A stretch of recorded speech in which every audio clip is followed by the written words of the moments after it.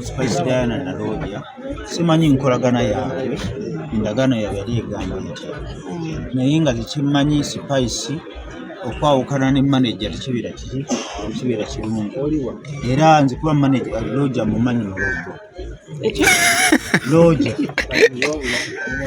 buli gwolaba omuntu yenna alina music industry ng'abonaabona Lodja amwinako ettafaali aba yamuloga kasitoba nga wali omunyiizizaako ate nkubulya bamanager abasinga Balogo weepankiranga ku Kiwanuka manyi linnya ekitegeeza Jeff Kiwoyo Kiwanuka awanula awanula ebiri waggulu n'abisituka wansi era kyova talina muyimbi gwakwatako natakola ki kakadeze nalina omuyimbi mumpita Omulogo naye nga bakuba nakwano Omulogo ogambye buli manager Mulogo bamanager ekigambo ekituufu kakano temukateekamu bamanager tuli Balogo funa bulungi era kyovula betwawukana n'abayimbi ensonga lwaki Serena Bata yagwa temukateekamu kano bulijjo waloga Serena Bata wangi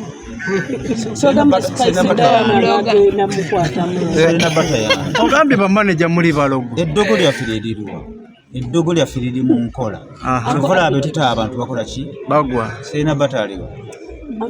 kitegeeza oli proud nti wamusuula ati amaanyi gange ze nali muwanirira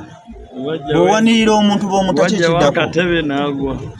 bw'owanirira omuntu bw'omutaakola ki agwa kitegeeza Spice naye walagaawo ne Namisha bw'ateebereramu naye waakugwira ddala Namisha era ndowooza omwaka guno Mukama n'abakkiriza agenda kushayininga tugenda muteekamu ebinusu tumulinyisa abeere waggulu mazima ofuna bulungi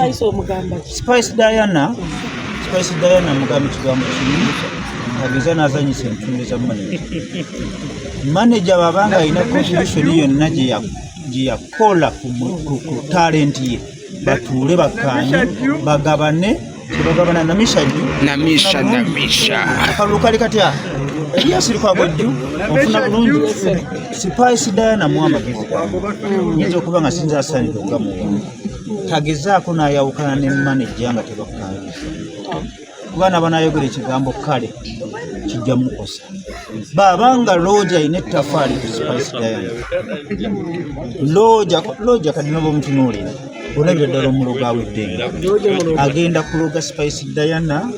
abenga ku bipande 10 kwabadde ng'abeera ku kipande kimu ate amaze kwegayira bwegalizo kibeerako ffe tubikola ebintu ebyo ebintu tubiteekamu bannange tetusobola buli musajja waffe